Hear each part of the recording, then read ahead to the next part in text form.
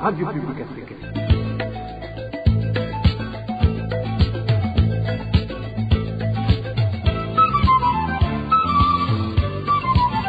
Radio Publique Africaine.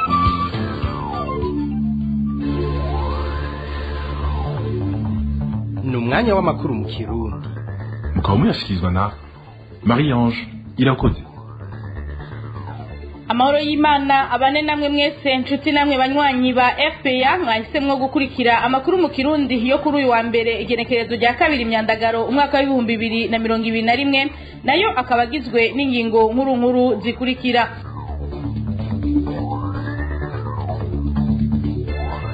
Umugera wa COVID-19 watandukiriye izindi ntara z'u Burundi inyuma y'intara ya Kirundo na Ngozi. Intara ya Gitega umugwa mukuru wa politike hatowe ibitigiri vyinshi by'abanduye ico kiza ca corona.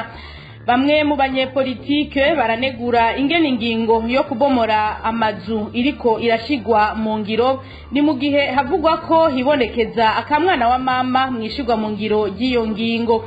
Nayo mu gisata cy'umutekano ubwicanyi burabandanya kuvugwa mu mihingo itandukanye y'igihugu. Muri ano makuru navyo nyene twabibateguriye mukanya inkuru imwe ukwayo.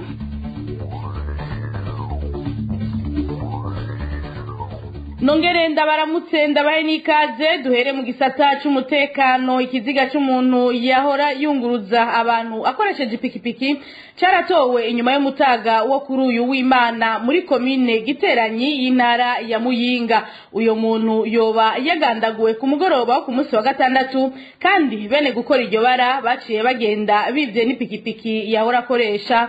Ni nkuru ya Emmanuel Niyungeko. Ico kiziga catowe inyuma y'umutaga wo kuri uyu w'Imana ni cy'uwitwa Noel Nibigira w'imyaka 25, ni imvukira ya zone Kobero komine Giteranyi intara ya Muyinga. Akaba yarasanzwe akora akazi ko kunguruza abantu akoresheje ipikipiki. Ico kiziga catowe hafi y'ishure shingiro rya Mangoma muri zone Mugano iri ngaho nyene muri komine Giteranyi. Amakuru ava ngaho muri zone Mugano kandi akanemezwa na Janvier Ndagijimana musitanteri wa komine Giteranyi, avuga ko uwo mugabo yishwe n'abantu batashoboye kumenyekana, aho mbere baciye bagenda banamwivye ipikipiki yahora akoresha mu kunguruza abantu. Ayo makuru kandi amenyesha ko uwo muhisi ashobora kuba yishwe ku mugoroba wo ku munsi wa gatandatu, kuko abamuherutse ubwa nyuma bavuga ko yavuye ahikobero aho yari asanzwe aba agiye muri komine Bwambarangwe intara ya Kirundo, ariko akaba atagarutse. Igipolisi c'Inyamiramabi cyaho muri komine Giteranyi carashitse ahabereye iryo bara kikemeza ko kiriko kirakora amatohoza kugira ngo abakoze ubwo bwicanyi bashobore kumenyekana. Emmanuel Niyunge ko tubukengurukire tuve imuyinga tugaruke mu gisagara ca Bujumbura, aho uwitwa Serge Nyandwi yagandaguwe mu ijoro ryo kwa gatandatu rishiru w'Imana ngo yoba yishwe arashwe n'umukozi w'urwego rw'iperereza.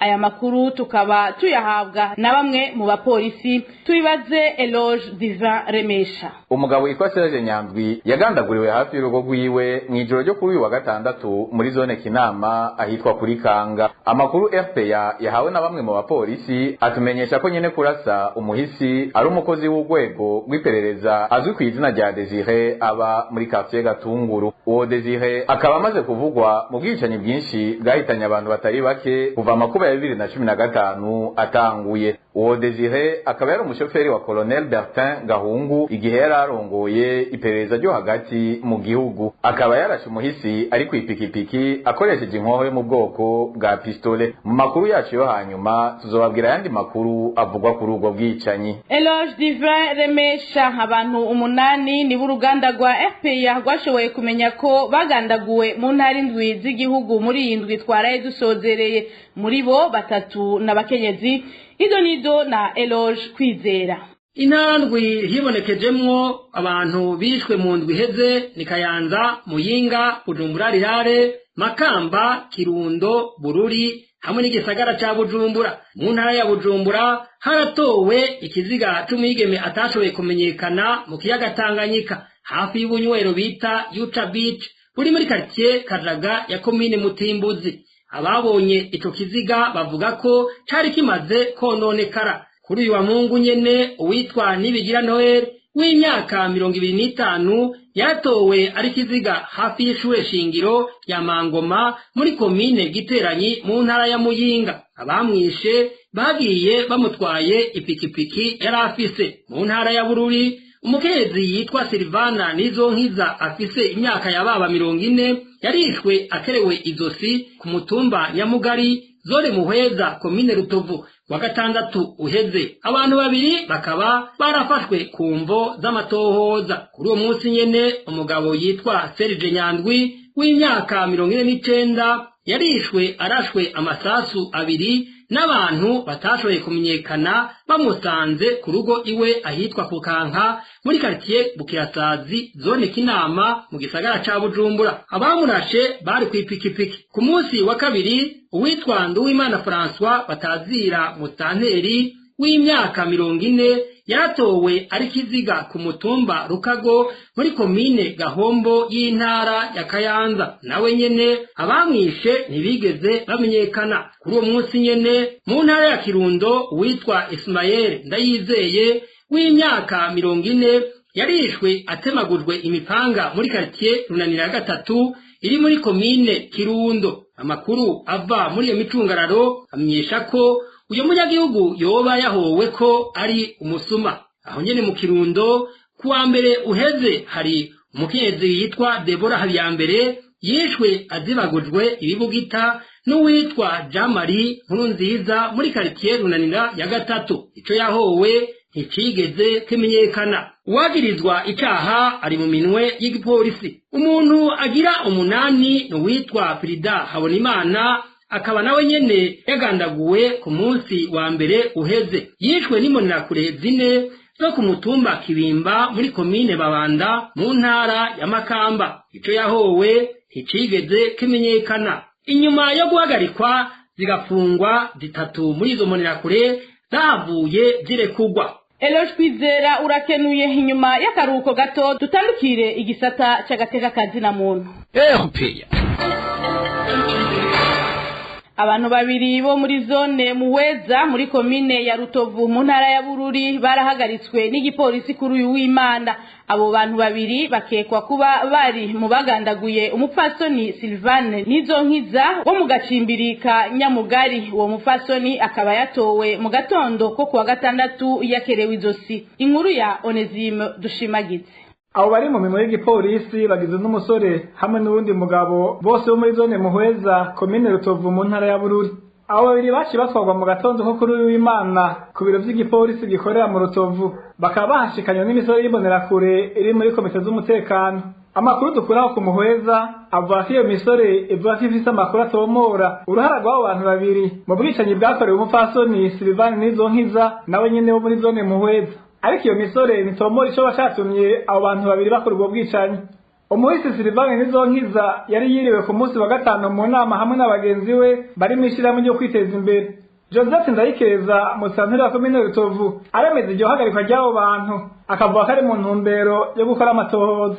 Onesime Dushimagize urakenuye. Tuvi Bururi dusimbire mu ntara ya Makamba. Abanyagihugu bo ku mutumba Nyabigina zone Kabuye komine n'intara ya Makamba basaba ko umupolisi yagize uruhara mu rupfu rw'umunyagihugu yapfuye biturutse ku mahiri yakubiswe yohanwa hakurikijwe amategeko. Ni mu gihe nyene kwicwa yanaborejwe igufa aturijwe utumwanya yagirizwa ubusuma. Idonido na Dani Claire iratwumva.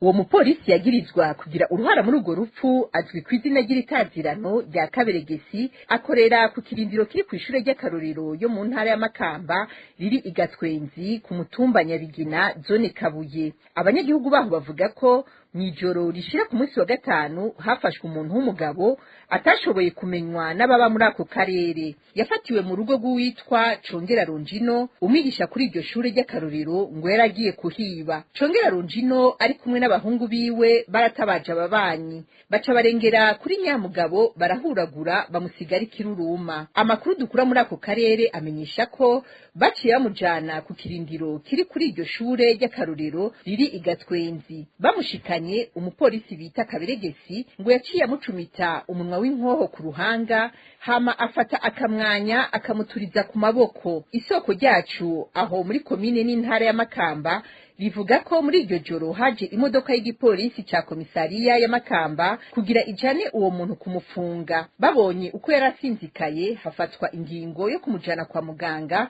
ku bitaro vya Makamba aho yaciye acikana gishika. Gushika ubu abantu indwi bagirizwa kugira uruhara mu rupfu rw'uwo muntu harimwo na Congerano Njino nyene urugo yafatiwemwo bafungiwe mu gasho ka komisariya ya Makamba. Umupolisi Kaberegesi ariko we yafunzwe akanya gato cyane muri kino gihe ari degemvya. Abanyagihugu baho igatwenzi basaba ko umupolisi yaturije akamwanya uwo muntu yohanwa co kimwe nabo bamukubise amahiri. Ntitwashoboye kuronka mustanteri wa komine Makamba Irakaza Zwena ngo tumubaze ivyerekeye uwo munyagihugu wo muri komine arongoye yagandaguwe. Dani Claire iratwumva tugukengurukire ngo biratangaje kubona uwubahutse gushira habona abasahura itunga rusangi ariwe akurikiranwa akagirirwa nabi n'inzego za leta. Bivugwa n'umushingwamanza Lambert Nigarura, umwe mu baharanira agateka kazina muntu. Abishikirije inyuma yaho umuforoma Serge Sabimpa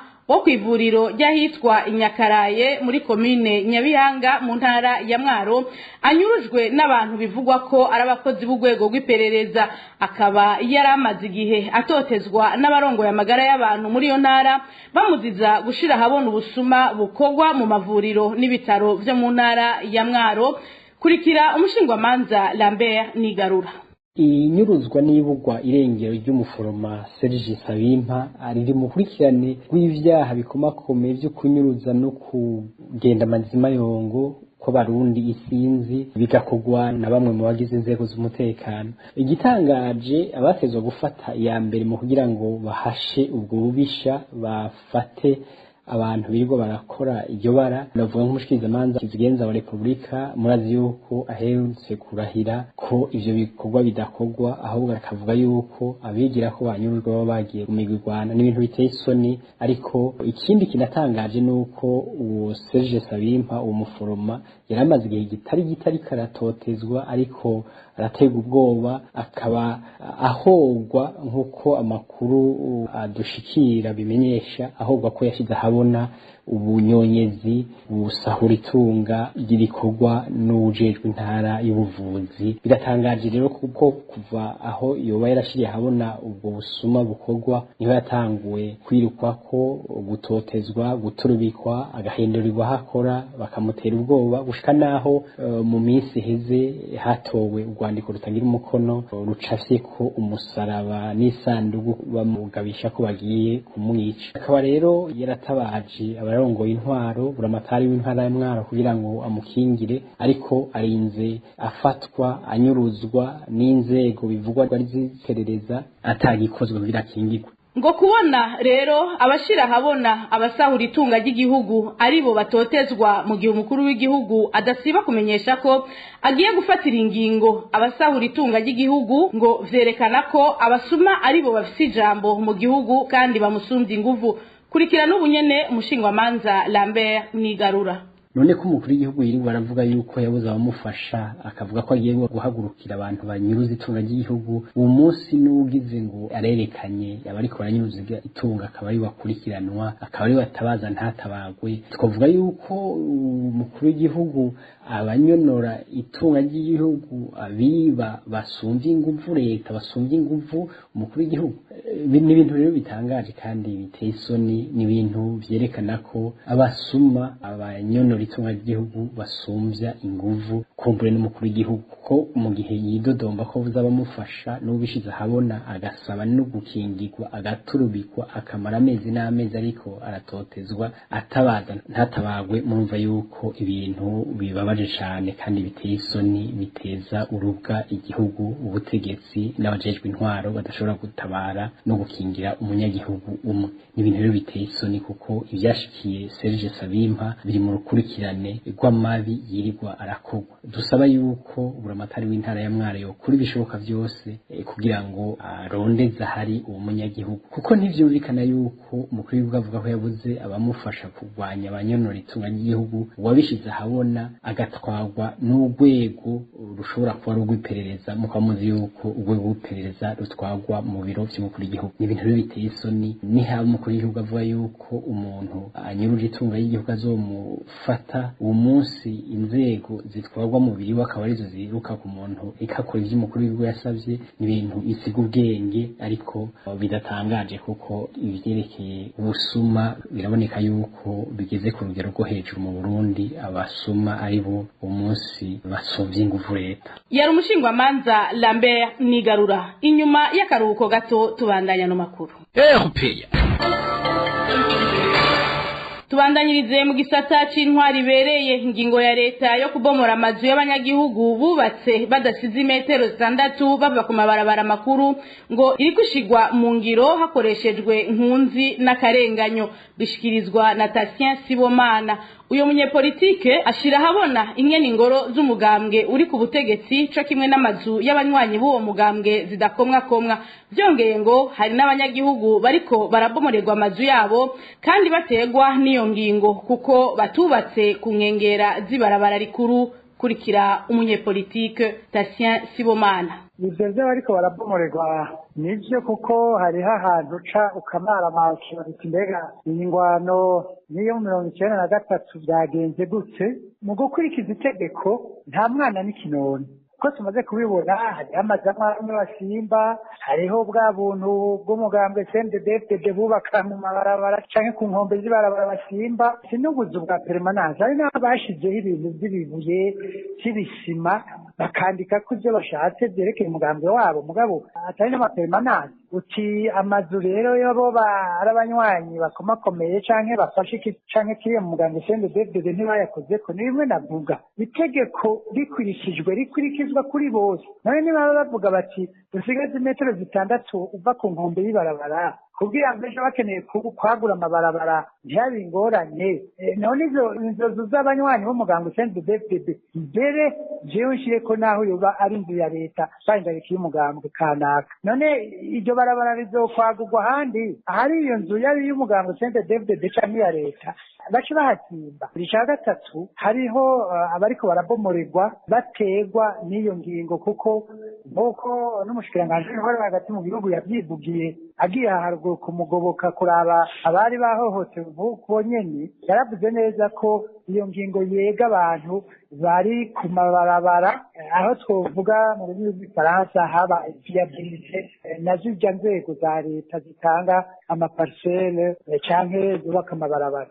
Ico gihe rero iyo ngingo iri kukurikizwa no mu makaritiye canke mu bindi bibanza biterwa n'iyo ngingo, urumva ni kwa guhotora, ni kwa kurenga karindwi mu kubahiriza amategeko. Ica bituma rero abo bantu bategerezwa gushumbushwa, kuko baba babomorewe ata amategeko namwe barenze, ata tegeko na rimwe abo babomoreye bisunga. Mu gihe rero leta itoshumbusha abariko bararenganywa n'iyo ngingo mu kubaha umuzibukiro, abo banyagihugu barafise uburenganzira bwo kwitura ubutungane.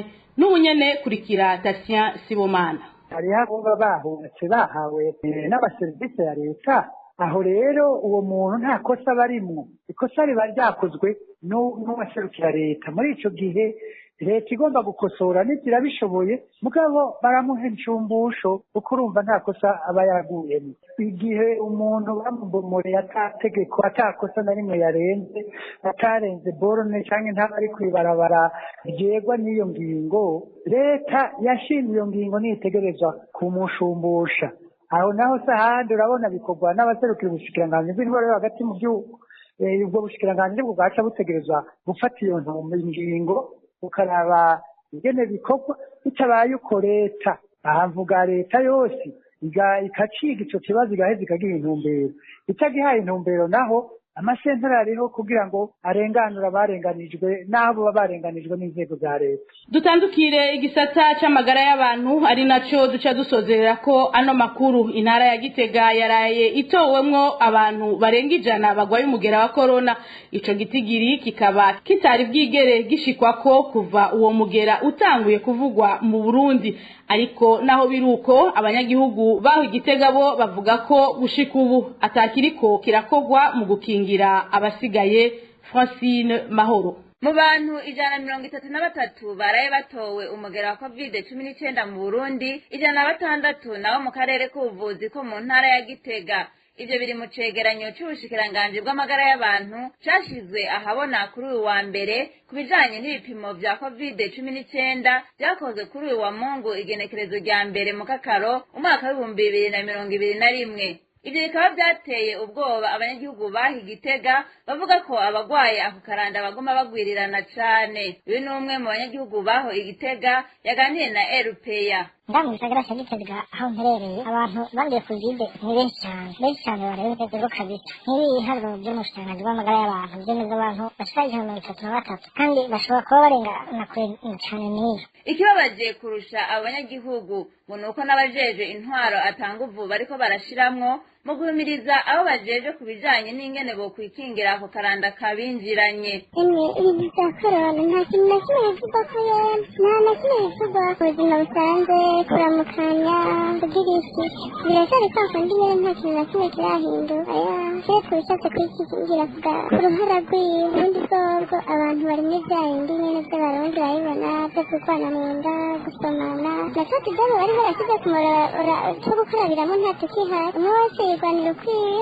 Kandundura nk'uko isoko rya RPA aho Gitega ribandanya ribimenyesha ngo n'abatowe uwo mugera rimwe na rimwe babandanya birangurira imirimo nk'uko atacabaye. Ari naco gituma abanyagihugu basaba leta kuvira hasi ico kiza bakagabanya ikwirakwira ry'ico kiza ibintu bitarayangara. Mu masengero abantu arinjira kuri kwamye nta dupfukamunwa n'amadesinfekta ntayo bakoresha ubu naho niyo gukaraba ntibakaraba imbere y'amasengero nk'amazi asanga hari ku bibuga vy'umupira barakinca kera ku isoko hoho urumva naho nyene nta mazi ahari. Hariho nk'ahantu nsanzwe nzijeyo batoye abantu barenga 5 bagwaye covid mugabo umabandanya batonda ku kazi nta kintu na kimwe kiriko kirakorwa kugira ngo abakozi baho baronke uburyo gupimisha naho ariko bakomeye ntibagwaye leta itahabereye magabo abantu bashaka kwidokiza bahonye. Icegeranyo c'ubushikiranganje bw'amagara y'abantu kimenyesha ko intara ya Gitega yari imaze indwi atamugwaye wa COVID-19 ayitowemwo. Ivyamirwa kure n'abanyagihugu baho bavuga ko ata munsi wijana hadatowe abanduye uyo mugera. Francine Mahoro nawe tugukengurukire ni no kuri yo nkuru duciye dusozera ko amakuru yo kuri uyu wa mbere igenekerezo rya 2 Myandagaro umwaka wa 2021. Mwakoze mwebwe mwese mwari muduteze yompi. Nkengurukire cyane bagenzanje b'uruganda rwa RPA mumo wese kuco yaterere kugira ngo aya makuru ashobore kuboneka. Marie-Ange Irakoze twari kumwe kuri mikro ndabike banure gira aho muba mwubahwe na Gahwane.